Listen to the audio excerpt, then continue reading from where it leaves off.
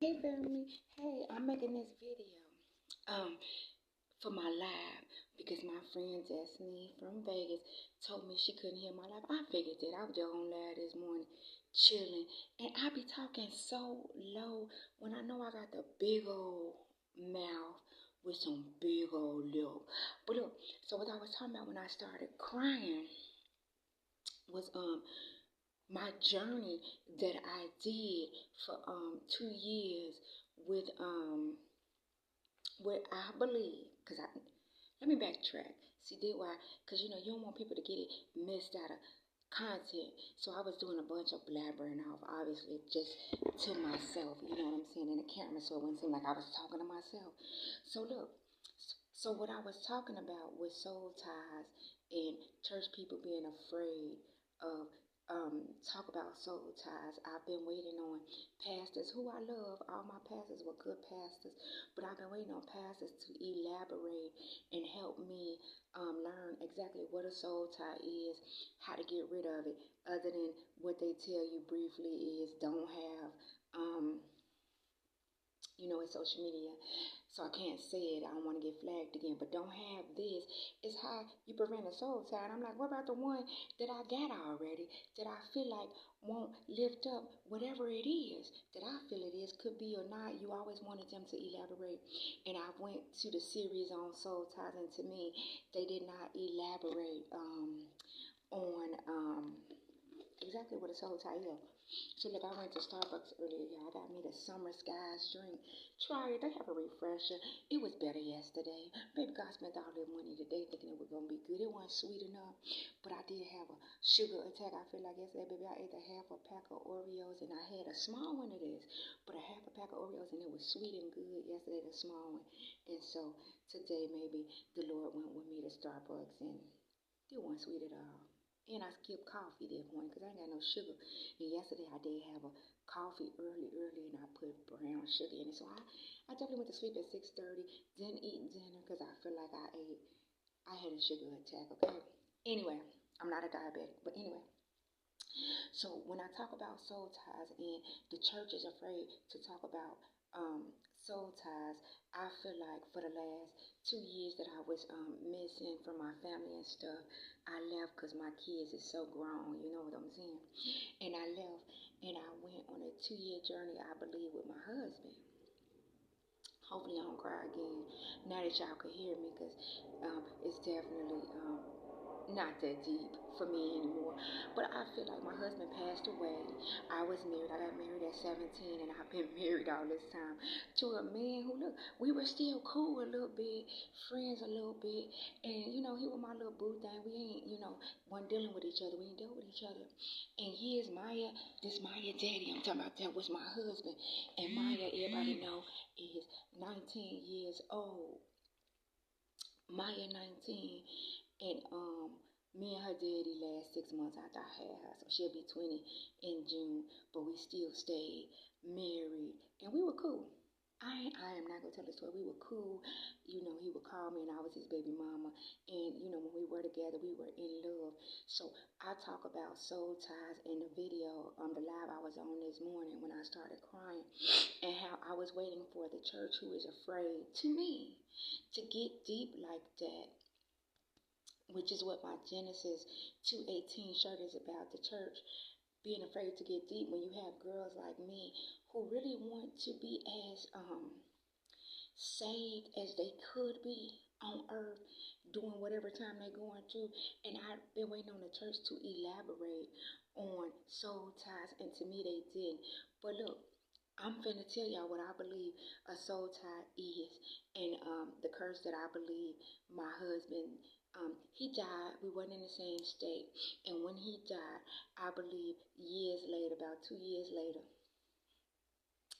um, he came and got me, and I went on a traveling journey with alone with my dead husband. I stopped taking my mental meds again. He makes sure now to let me know don't stop no more. But I stopped taking my mental medication, and I went on a 2 year journey. For everybody that know Leon Dewan Smith, and which was Maya's daddy. He was deceased at the time, so I was alone outside in the world, and I traveled to different states, and I did everything new. I had my foot, I believe, on God's neck to understand not just God for myself, but I wanted to understand God for myself, my family. I wanted to break generational family line curses, and I wanted to understand what was wrong with me because I have mental disorder. I was diagnosed with mental disorder 10 years ago. And I believe my husband died in love with me still. And I believe he had his foot on the Lord's neck about why he didn't get a chance to live with me and spend that life with me, because we definitely were kids in love. Well, I believe what connected us was trauma. And so when it comes to soul ties, my belief on soul ties, I hope this helps somebody. I believe it starts not just with the person that I believe it's some passed down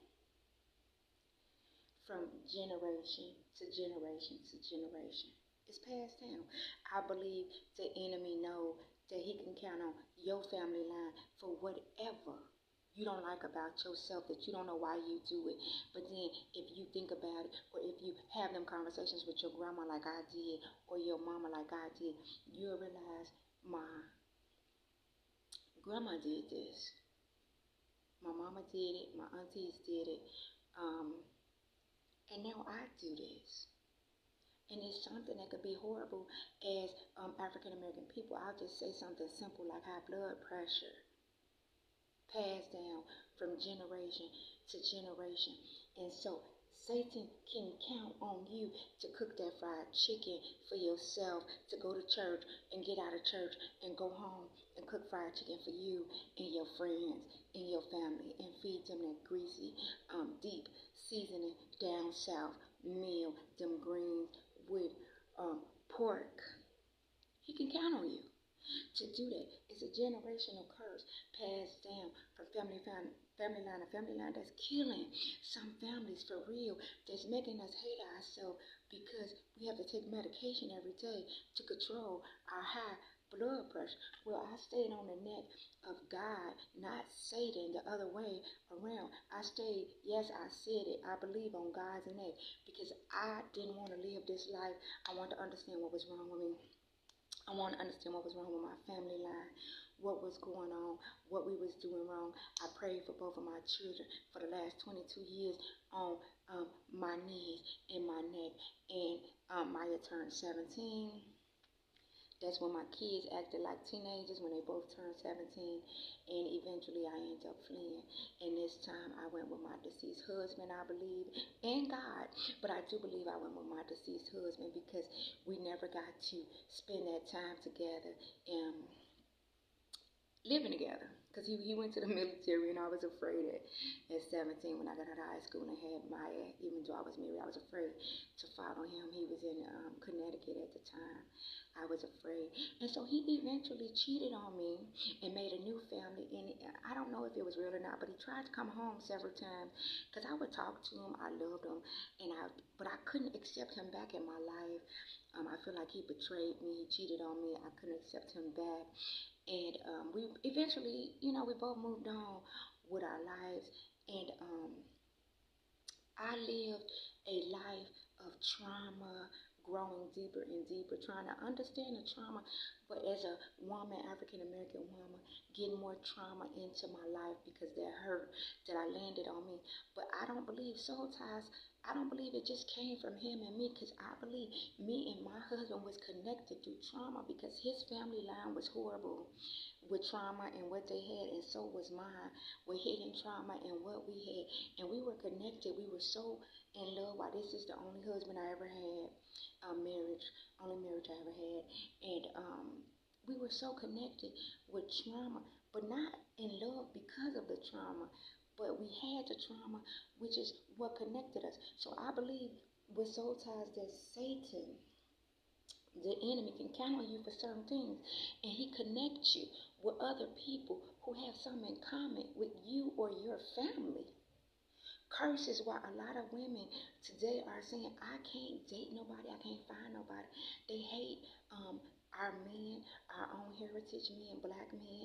I feel like Asian women hate Asian men, and they hate their own heritage men. They feel like these men have so much trauma and they not man enough. But maybe you got trauma too, and I did not know how to release this trauma and get it off my back. I do believe my husband didn't let me go. I believe he had a soul tie connected to me because he loved me so much. I was young, and I couldn't forgive him. I did not forgive him and go back to him because I thought he loved me so much, and I was so embarrassed to go back to my husband when he cheated on me at 17. And so I lived as a single mom and dedicated my life to my two babies. And I tried to raise my two babies. And I grew trauma because I never fully gave myself to anybody in a relationship either, because I was so afraid and so heartbroken from what my husband did. But I was so heartbroken and afraid with trauma from the way I was raised. Not that my mom was a horrible mom. We were broke a lot and poor. But look, I had passed down generational curse that aligned me perfectly with my husband's family line of passed down generational curses that had been on them. Why, if you like, okay, girl, you talking crazy because I'm dating this man and he ain't right, but he don't do it. Well, maybe he don't. Maybe his auntie do it in secret. Whatever that curse in your family line that you got that you don't see. Maybe his cousin do it in secret. Maybe his sister do it in secret. And your family line is perfectly, to me, attached to your man's family line, and y'all attached the wrong way. Why, look, you get mad all the time, y'all always fighting, and y'all get back together because you have all that trauma. And so I talk about how for 2 years my husband, he did pass away, and I didn't even go to his funeral when he passed away, but I definitely was going through something then because, like I say, I have mental disorder. And my husband came back for me and took me with him to basically show me the life we would have had, which a good life. I mean, I did everything new that I never done before within the 2 years. Look, with my husband who passed at a young age, lived whatever life he lived, I feel, because he made mistakes, and I feel like he never got over some of his mistakes, and he still wanted me to be alive and be happy. I was dating somebody at the time who I'm with now. We've been together for 7 years, and it's so crazy how everything aligned, because right before I left, I got mad at him, but I was cool and I thought I could lead him. At the time, I was in him for obviously, look, like 5 years, going on 5 years, and I completely left him and thought I was cool and ended up going manic with my husband out on the streets.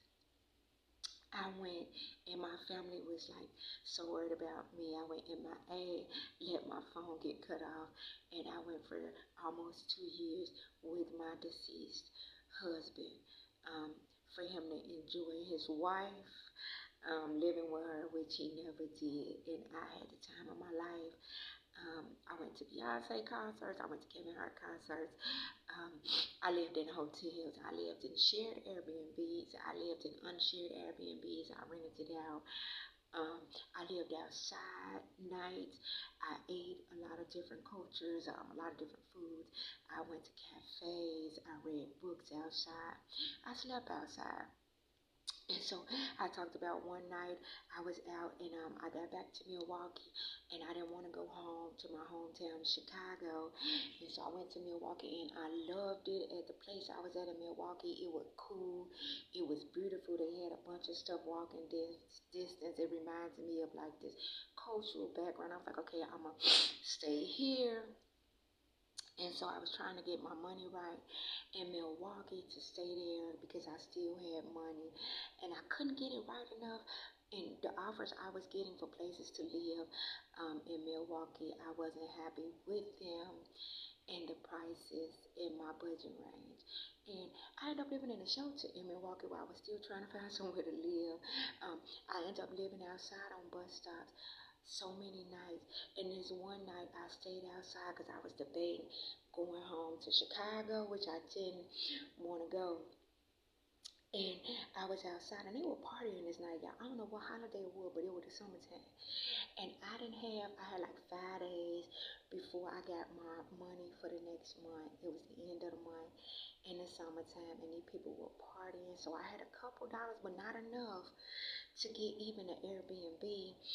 And so I slept outside. Like I said, I slept outside plenty of nights. And so I slept outside.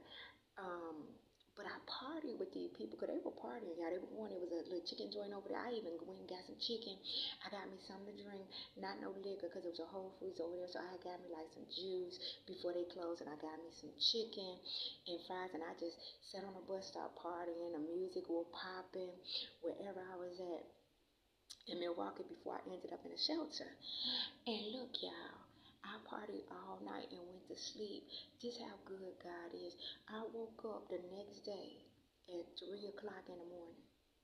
Y'all, I am not lying.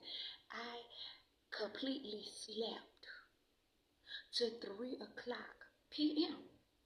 the next day. From whatever time I fell asleep that night, y'all, I was laying on the bus stop, on the ground, knocked out, no cover, sun shining on me. I woke up, my face was right here, slide was right here. Look, I'm outside.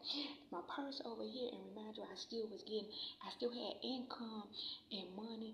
Y'all, my purse was over here, and do you know how God let me know I was with God and my husband especially? Me and him was wild. We were crazy. People thought we were so lame. We were wild, crazy kids. And I was with my husband, who was deceased because my husband protected my money. I slept outside. Still got my same debit card. It didn't expire yet. Nobody stole my money. Nobody stole my ID. I ended up losing my driver's license in Chicago, bar hopping, okay, but that's a whole other story. You know, I was at home, I could do that. But I had my card and my ID with 3 p.m. Yeah, I would not die like I was at home. For people knew me back in the day, I could sleep like that. The sun was shining. God was beaming it on me. And then I eventually got myself together enough to get into a shelter that I stayed in for 90 days. I stayed in a shelter, a women's shelter, a women's and family shelter for 90 days out there. And like I say, nothing came through the way I wanted it to. I did get an offer for somewhere to live, but I didn't like it. So I ended up going back home. And God is so amazing because when I went back home, look, y'all, I continued to travel. And I stayed with my grandma for a while, who was really sicker than I think she told people she was. I couldn't believe my grandma was born in 1940. So she is a beautiful young lady who's been independent, who taught me to be independent. She was sick and she was upset at me because I left and I was gone. And she was very, very sick when I got there. To me to me, and we weren't getting along because on the outside, even though I have a brain, I was definitely manic to her. I was skinny. I am in the VSG community, and I was manic to my grandma. She was disgusted at me. She was sick, and I would cook for her, clean up the house. She did let me stay there. I cooked and cleaned up the house for my grandma, y'all. And she ended up coming back because she was sick and she probably was worried about me. I think I found out later, right before I got back to her, she had to have surgery because she had a slip and fall when she went to the beauty shop, and she was in a bad spot. To me, when I got back there, by God working mysterious ways, and I stayed with my grandma, and then my grandma got into it because I was going out of town. I started making random trips to Las Vegas because it's so beautiful and light out there. I love Las Vegas. And so I forgot what we got into it for, but I popped off on her. You know, that's how family is. And she popped off on me. And I told my mama, come get me. And it was the day I was going out of town. It was actually for my birthday, I think. And my mama came and got me and got my items. You know, I had bought a bunch of clothes and stuff by then. And I took them to my mama's house. And I actually moved back in with my mama. If people know how much my mama got on my nerves as a kid because we were, to me, just poor. My mama was trying to raise these classy girls in the ghetto. And I moved back in with my mama and became best friends with my mama. But I tell you, ain't nothing like living with your mama because I stayed there not even 2 months, baby. I worked at a chicken joint and stayed with my mama. And look, y'all, I left as fast as I got there. And my mama definitely changed as best as she could. She showed me so much love, respect. We showed each other love and respect. But baby, I had to get out of there, and I ended up renting a beautiful studio that I had for a year before I got back with my boo. Boo, okay, in Chicago, my hometown, and I saw the glorious part of Chicago when I was there. My long-term friends who still love me, who were so amazing. I mean, we didn't become tight again because we're not there, but I love y'all so much for being there for me when I was out doing my thing, and y'all were like, this chick is crazy. I probably would, but I was free. I was with my husband, I believe, and with y'all. So God finally took me home to Chicago to see the beautiful, bad, horrible part of the city I lived in, but the glorious people, the wonderful, amazing people, and the passion in Chicago. And I actually had fun living in Chicago for the last year and a half, 2 years. So that's been like 4 years since like 2020 is when this journey with my deceased husband had started, which is 2020. And so the last 2 years is when I was back in Chicago. And like I say, I got with my mama, and my mama was sweet or not. I got out of there with my mama. But look, stuff worked different because I have been working on my credit for so long anyway, y'all. And look, when I got with my mama, I was like, look, my mama liked to get up. Look, at the time, my mama wasn't working finally. She had been working for the last 20 years, my whole life, and she wasn't working for a little while, and I was, and so she had just a one-bedroom apartment. All my mama kids, my little sister is 29, the youngest. And look, my mama, so I would sleep on the couch, my mama would sleep in her bedroom, and my mama would come out there, y'all, at 6 o'clock in the morning listening to her church music or videos and church TV and reading the Bible. And I would be like, girl, I got off work because I was really working like 3 to 11. And I'd be like, girl, are you serious? And she would be. She still would try to be respectful, which she was. But I became best friends finally with my mama on this journey in Chicago this time. She one of my best friends, y'all. She's still my mama, though.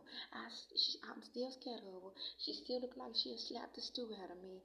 And I still don't listen to everything she say, but she is right with things she say and do. And look, I have more respect for her. And I think she got more for me.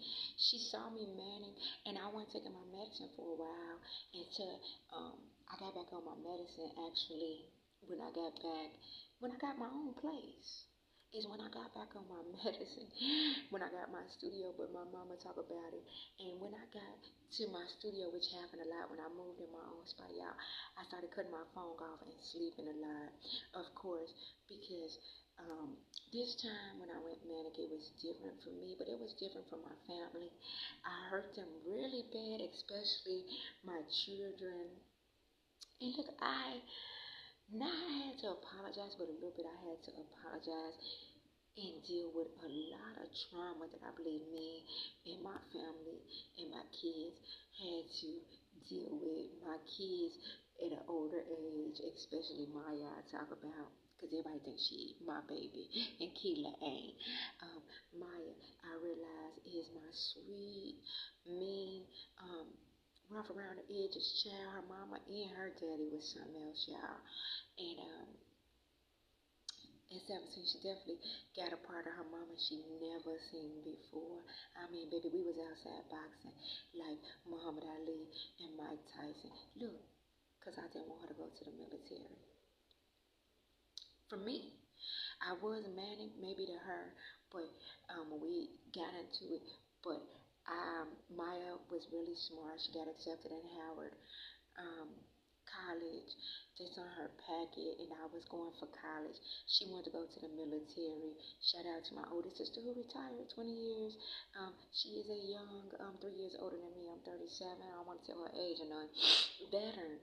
And my younger sister been in for 14 years. She's still in, and now Maya's in. She's Maya birthday June 8th, and she's been in for 2 years already. And I didn't want her to go in. Like I say, her father went in. And I had deep issues with stuff I know, the life they have to live, stuff they have to go through. And Maya was like, I ain't getting no loan. And I was like, no, I'm going to make it happen. Which in college, even with loans that first year, I would have had to come out of $3,000. But I was determined for my baby not to go to the military, to go to college. And my baby treated me, I feel, and we were like clashing for real. And she's been in the military for 2 years. She ain't got no kids, praise the Lord. I'm too cute to be a grandma. And she taught me for her and her older sister, Keela, who is as sweet as I am on the outside all day, every day, and sensitive and loving and kind and just that good kid that people think I don't pay attention to.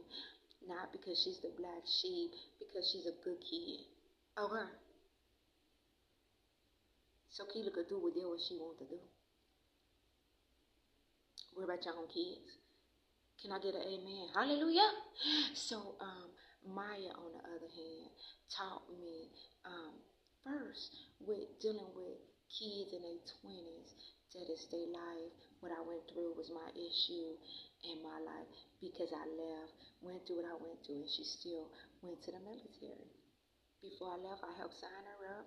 She graduated and been in the military now for 2 years. Last Christmas, she was in Singapore. I think she liked it. I think it's hard work, but I think it's hard and easy. So she liked it, and so I have no worries with both of my 20-year-old kids. I pray and keep it moving because I know who I am. I raised them, and I know that it's a mother out there somewhere telling them about themselves when they're not doing right. That love my kids because they are angels walking the earth, who was raised by a woman who had them at a younger age, who completed with like, I am not finna continue to go through this poverty, hurting mindset and beating on myself. So me and my kids doing our thing, and I went with Maya daddy finally for 2 years, and he of course was amazing. I was alone and homeless at times, not homeless. He took care of me, and look, everything I did was new to me. That's just how he got down, baby, okay? Maya daddy didn't play about me. Everything new, I did everything that was new, okay? I went to concerts. I went to different towns with no money. I went on little clearance rack shopping sprees. Girl, I did it all. I slept on Miami Beach. I partied on Miami Beach at the Voodoo Lamb. I partied and danced all night in New Orleans to about 6 o'clock in the morning. Walked back to my Airbnb. I partied when I got to Chicago. Shout out to Boys Town. Baby, I stayed down there all night. I forgot the place. Parties out there by myself. Look, on the CTA bus, baby, hop off that red line, get on that blue line, or take that red line to Addison Street, baby, walk on over, and I will party, get there at 10, and stay there until 3, 4 o'clock in the morning, jump back on the CTA. Look, and when I moved, I lived on 79th Street, okay, on the 9, and baby, I would get on that 9 bus, it'd be 3 o'clock, the bus take all day. I would get there, and I would go home and to my studio, which was my first time staying by myself, being alone without my kids. I got through my lease, and that was the first time I successfully got through a lease without being manic. It was hard work. It was without my kids. And look, I still in my head were with my kids at times. I still went to the library. I stayed in Chinatown in Chicago. Shout out to them. You could go get you some soup down there. You could go to a library and read on different cultures, especially the Korean, Japanese, Chinese culture down there in Chinatown. They got different shops. Or you could just go down there to walk around. So I stayed down there, bought different stuff down there, had a ball. Down there, education, took the books home. Like I said, my baby Maya was in Singapore, and I'm in a VSG community, and with being in a community, I'm tired of the Southern down south cooking. I definitely still love some fried chicken and a little bit of pork once every blue moon because I was raised off that.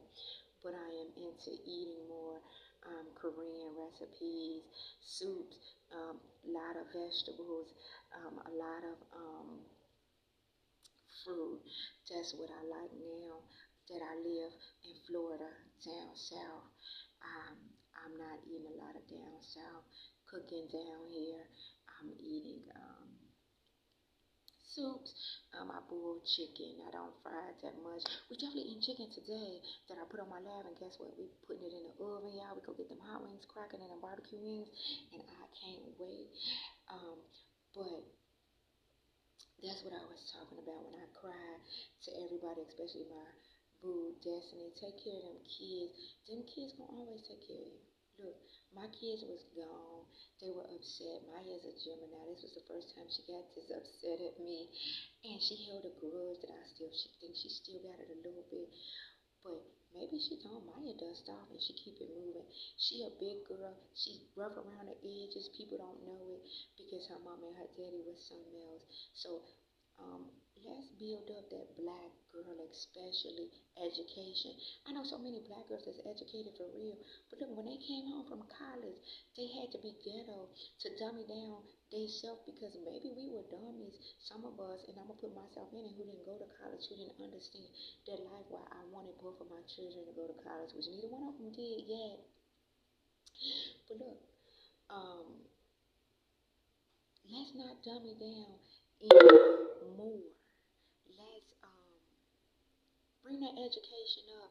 Learn from our mamas and grandmas why they teach us to get cute for Sunday church. But look, when we go outside, wash up before you go outside and all that. Look, they believe in another topic I was talking about was that New Orleans lifestyle from down south. Not that they believe in it, but they know. When my grandma told me something, look, I ain't saying no name, but she was telling me a story. I can't talk too much about my family, y'all, because they will go off on me. But somebody, I ain't gonna say it. I ain't gonna say the story. I can't say it. But look, what I am gonna say is, you got so many Christians afraid to talk about soul ties, afraid to help their other family and friends break them curses on a family line with soul ties. I could go on and on talking about what I believe about soul ties. And they're afraid to go to New Orleans because of what they know or have seen in education. While I believe the Bible is a history book for our religion. I believe in my facts. I believe the stuff really did happen because I believe in religion. And I believe stuff my grandma tell me I can't believe. Like, look, my grandma was born in 1940. Her favorite food is fried chicken, but she like pork a lot. She like pig feet, disgusting, and chitterlings and stuff like that. But that's what she was raised off of. She was a black woman who learned how to cook it to a T. My grandma would cook that stuff, and you'd be like, yes, I still haven't tried the pig feet, and thank the Lord, I hope never to try. But look, she's still here, and she loved that food, and she'll honestly tell you she like it because she like it. Why look, fried chicken could be a luxury to her or not, but that's her favorite food. Some fried chicken, baby. Bring her some chicken and fish. If you going to see grandma, take her some fried chicken and some fried fish. Baby, she'll tear it up. You be like, oh, it look like you ain't ate in days. That's fine. She go eat today. And that's what she liked. That's luxury to my grandma. And I totally get it and understand it for my grandma. But Satan could count on me, my family, and my mama to not just take care of our kids, which my mama did, who took care of other people's kids, my mama did. But look, we cooked that bad food for them. And Satan could count on us to do something as simple as that while loving on other people. While look, I started in Cali going on a health journey of not just dieting and losing weight, but actually cooking this food and liking it. While look, the Korean food ain't no joke because I live with someone, as I previously stated, who they don't like a lot of the stuff I cook. Not cook some of the stuff they like because I can cook. So I had to spice it up for them. But they don't like a lot of selections that I like because now I'm more so into healthy Korean eating. I I don't put a lot of seasoning and stuff, even though people would tell me um, salt is seasoning, other stuff ain't seasoning. Maybe that's true, but most of the people that told me that in person got high blood pressure. That's just my facts for myself. So maybe I taught myself to like a lot of different foods that I actually like. Well, you got to try it and see what you like. And so it's not a diet for me anymore or a yo-yo diet.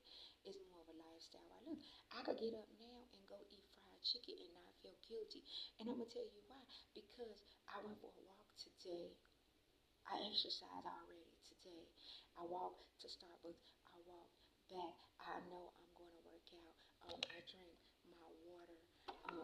Today I didn't have coffee with sugar today. I did have Starbucks, which is a luxury for me. I talked about it before. I don't know if you people remember, but I usually just do Starbucks now, even though I did it the last 2 days. I usually only do it in the airport. It's a luxury. I did it in Cali when I started going to college courses. I would drink it every day. That's $10 a day because I'm a big girl who got to get a lemon loaf, but I got a banana loaf today. And so this was $11. This is a luxury that I like to do when I'm traveling. I get to the airport on time. I know I'm going to get there 3 hours in advance to get a coffee to let it work through my system, for me to have tummy time in the bathroom and relax. And that is a luxury for me. Other than that, I make my coffee at home. So I didn't have a coffee today. So look, unconscious in the mind, which is what God and my husband took me to understand about myself is because I have mental disorder, is that a lot of stuff is in my head. It's not really happening. So if you ever see me go manic, which a lot of my friends on here hopefully did, but my mom who didn't know what to do, my godmom who loved me the whole time, who didn't know what to do, and some of my sisters who don't know what to do, and now my two babies who are big girls who I believe I still had to show my your mama and baby, I'll knock you out, baby.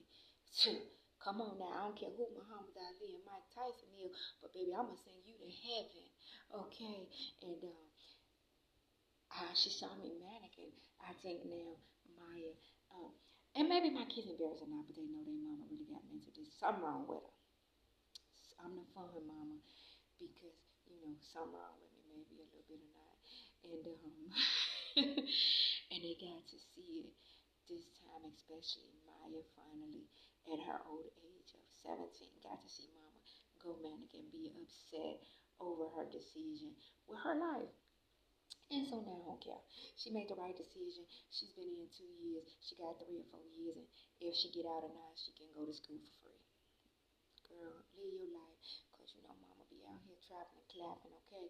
As long as you don't bring me no grandbabies, cause I hate for me to say, baby, the only babysitting is through the camera. Hey, auntie here, grandma here, that's it. So, that was it. So let's take care of ourselves and release that trauma. Like I said, a lot is in the mind. And when I do my diet yo-yos, we go yo-yo dieting. We go crazy about gaining the weight back. Oh, I can't eat this. Oh, I can't do that. Cause what? Cause it's a yo-yo diet. We're not exercising. We're not dedicating ourselves to the change that we really want. We just do it for the time to travel, to look good for the summertime. Then after that, we go back to that good old deep southern cooking like my grandma do. Baby, some greens with pork. Baby, I eat the whole pot. And I believe that's food that I still eat, but not all the time, not every day. And when I do eat it, I have no conscience of I'm ugly, I'm fat. Um, I just have no bad conscience about that. Another one I could talk about real quick, but I ain't gonna get into it, is conscious with money. Cause we get out there, baby, you get out there, you spending $100 a day. But I have subtracted stuff that I like a lot that make me feel good and luxurious in my mind. That ain't nothing really out here on the street. Starbucks ain't nothing. I mean, it's good, but it make us feel good and luxurious. I don't know if they advertise it like that, if they prayed on it.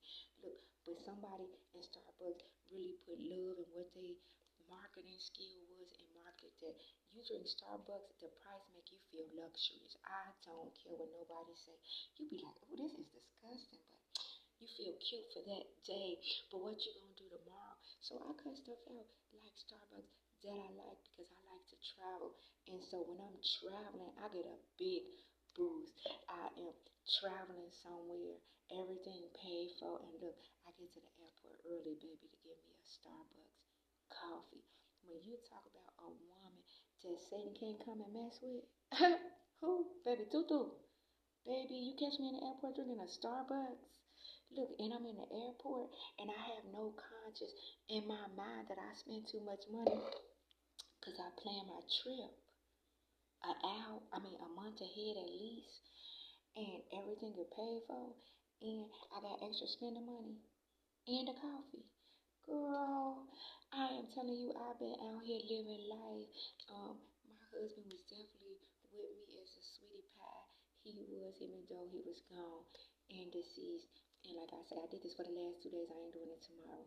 This is a luxury. So in this luxury with money managing in my life, I have lived a good life on a fixed income of saving, fixing my credit, and of course starting my business, Healing with Your Venus in my apparel. Inner harmony. Google it, look it up. Living with inner harmony is living with the fact of finally understanding and agreeing with your mind, your heart, your body, your conscience, your whole being of the circumstances you in, who you are, what you are. Nobody can come to you and talk bad and change who you are in your mind and your body. And that is who I am now. That's who Tutu is now. And so I talk about one of my friends, which I'm gonna talk about her real quick, hopefully, because y'all know I talk too much. Okay, people be like, you really don't in person, but sometimes I do. And so I have a friend on Facebook. I think she's B Lady on Facebook. Her name is B Wana. And look, what she do. She's a travel girl too. I love her so much. I grew up with her. She's a cutie pie. And I haven't seen her in years in person, but she's a travel lady who, this is how my life has been getting aligned with the word of God since I released this trauma off my life. Look, what she does is plan your trip, like when you're going somewhere new. So I'm a travel girl, so I would say facts, even though she's my friend on Facebook, I don't need her because I'm a travel girl. I came up with my own tips that I found out on my money managing.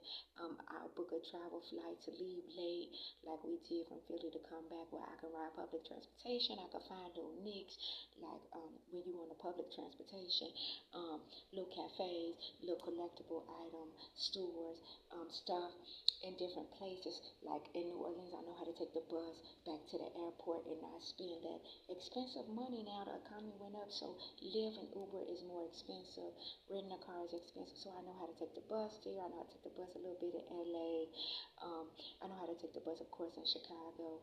I live in Miami, Florida. I don't know how to take the bus here, but I'm trying to get my partner in crime that I love so much and live with to take the bus with me. Child, they lazy. They like, girl, we ain't getting on no bus. It's hot out there. I'm like, girl, come on now, stop playing. So, Biwana does that. And like I say, I would personally say I don't need her. But because I love her, she put motivational stuff up. I believe in her brand. I believe she loves us and she's marketing. I said, okay. I said this before I went on the Philly trip. I didn't tell her or message her. I say, I'm going to use her. She's my friend. I'm going to use her services. But I have to figure out what I need them for because I think I know everything. So what she do is plan your day in different places you ain't been to and help you have a good day. Look, God aligned things. So I went to Philly with it was four of us. The younger guy, it wasn't his birthday, he's in college. He's 22. He has his bachelor and he's going to school to be a He's going to school for his master's degree at 22. He's still in college for his master's. He got 2 years left. And look, he actually did what Biwana did, only for us this time. And look, I'm going to tell y'all one thing. It made our life so much different. This was my second time in Philly, and it was the best group trip I ever been on in my life. It was so easy. He planned our day every day. He did have times that we didn't stick about. But look, for it to be a group trip, we weren't waiting around for nobody. We knew what we wanted. We know what we liked personally, what each other liked. We had that self confidence, and he did that, which furthermore, which was alignment of okay, I have to support Big Wana who does this somewhere. And look, this one thing I'm gonna tell you: when you support a black-owned business, black people, or a Caucasian business or your new friends, if it's a business like B1's, where I'm sure she have to ask you questions on where you're traveling to, what's your interest. Don't come at her or nobody with that I'll accept anything because you don't know, and you be like, okay, I'll accept anything, but like Philly, I just want to go to the Rocky Steps and eat cheesesteak. Geno's, look, Geno's was an Italian steak place. It wasn't the best steak that I liked. More Italians like it. We saw when we got to Geno's steak. So look, you say you accept anything. She'll give you her best anything because I believe in her brand. I believe she takes the time and do that. And this is what I wanted to tell her. Look, I hope her prices is not what I seen. Well, I'm not gonna say her prices because if her prices for what she does is that less, I believe she's undercharging people for her services. It make your life easier. It help you remain safe and believe you're safe. And look, you have a good time. She talked about happy hour in Chicago because we both are from Chicago. And look, I'm going to tell you one thing about traveling and about the economy now. Everything is so expensive. Start doing happy hour. It's time to go back to Chili's, TGI Fridays, like our former president say. Since my grandma be telling everybody I like him since the Symbolist checks, I always liked him since Home Alone, Grandma, that I sit and watch with you over and over during the Christmas season. I think the man is whatever. He's a politician. He's more bite than anything. I do. One, am not a victim of his. So to the victims, I hope I'm not being insensitive, or the victim's family or whatever happened. I was not there. I'm talking about as a politician and a president that he was. I believe he got up there and talked more just to hear himself talk. He's almost 70 or 70 years old, our former president, who gave us all that money. And look, not about the money. He didn't do half of that stuff to Mexican Americans that he talked about. Maybe that's what he believed or not, but the wall was not built. They are human beings. Treat them as such human beings on earth because that's what them Mexicans, Americans, Native Americans, whatever they are human beings first. Okay? Treat them with some respect. And he did talk disrespectful with whatever. People voted him in. They let him get in office, and I believe he was more talk than anything. I believe he loved the people in America, and I believe he loved money. And I believe it is really time, not maybe the way he did it, and talking negative about people, but it's time to build our economy back up. And you can start by going to them happy hours, baby. Be one to say something about happy hours, and I promise y'all, I can't stay in the house from a happy hour, baby. 4 to 6, I'ma be out eating some good food, trying some. And so our schedule was built off of everything we heard on social media that this 22-year-old, which was the youngest one of us, did. And we call him the tour guide. And I'm telling you, B1, if that is the service you're offering to people who don't travel, or like me, I travel and go to new places. And if I was to request you, it would be for a new place. If you charging what I saw you advertise, it is an undercharge. Of course, that's just my opinion. I believe you know what you're doing in your brand. And I know it's hard out here when you're trying to make a living and show people love and they don't want to support you. So I'm definitely going to support you. I'm trying to figure out where I can go. My tablet finna die, I got 5%. Why, look, I also said to B1, a girl in New Orleans, because everybody's scared of New Orleans. And I know B1 had family in New Orleans, or her mom lived in New Orleans. And I love New Orleans. I went to Mardi Gras this year, the worst experience ever. I'm not there anymore with that party scene, baby. I feel like it was too many of us in one place. You couldn't go through the streets. And I've been to New Orleans before when it was not Mardi Gras. And I had the most amazing time. Mardi Gras, it was just too much, too many people. So be wanting if you can not give me the New Orleans, but find where their culture aligns with Mardi Gras, because we don't know nothing about Mardi Gras. We're so afraid of New Orleans women who are tough because people commenting with negativity. If you want me to elaborate on the conversation I had with a woman on TikTok, um, who blessed me out a little bit, Mardi Gras style, and told me I ain't got to come back to New Orleans. That's their culture. That's what they like. Look, they have them parades twice a day for a week. You can get through the street, and they live for Mardi Gras there, for different culture. They have coconuts they believe in for whatever they do, the blackface that they believe in. That they were raised with, like we were raised in different places. I was raised in Chicago most of my life, a different way, with different stuff like the Bud Billiken Parade we had once a year. Look, it was for back to school, it was for the kids, it was to see different things for kids to get in, like the South Shore Drill Team, to participate in and to try out for, as our former First Lady Michelle Obama say, working out with the kids and doing stuff. So with that being said, I got to go. I've been on here for 50 minutes. Watch this video and be encouraged. Support Bwana. She's amazing. She's B Lady on my Facebook. And support me and my shirts, my brand. I charge what I charge, even though I'm putting out deals now, because I believe it's going to come from me. I believe it came from God and my prayer. In my hands, I'll be packaging, make sure, right?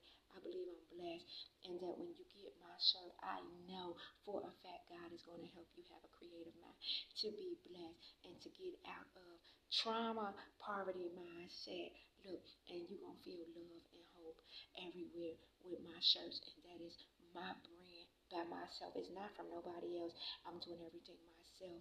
I'm marketing myself right now. I'm doing what I was taught in there. I love retail and customer service. Baby, don't play about customer service when it comes to people, and I've dealt with that my whole life working in retail. And so I'm coming up with my own brand. That look, I'm gonna be the first African American schizophrenia woman billionaire who had 2 kids before I was 17.